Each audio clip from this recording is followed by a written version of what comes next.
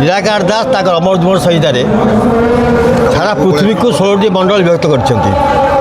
ସେଥିରୁ 8ଟି ମଣ୍ଡଳ ଓଡ଼ିଶାରେ ଅଛି।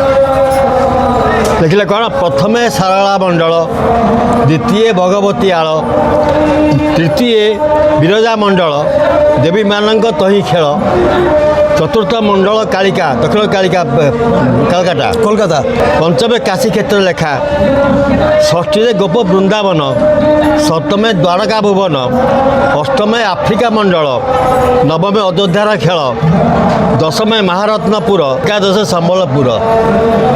ବିରଜା କ୍ଷେତ୍ର ପରେ ସମ୍ବଲପୁର ଆମର ହେବ। ଆଚ୍ଛା, 12ରେ ଗଞ୍ଜା ବ୍ରହ୍ମପୁର, ନଙ୍ଗୁଳି 11,000 ଆସିବେ। ଯେତେବେଳେ ଗଞ୍ଜାମରେ ହେବ ନଙ୍ଗୁଳି ବାବା 11,000 ଆସିବେ ଏଠିକି।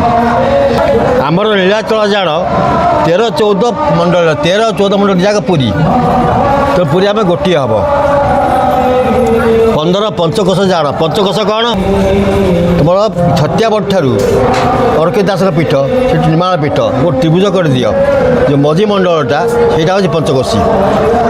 এটা বিরজা পঞ্চকোশী নୁହେଁ, ପଞ୍ଚକୋଶୀ ବୋଲି ଲେଖିଛନ୍ତି ପଞ୍ଚକା ମାନେ।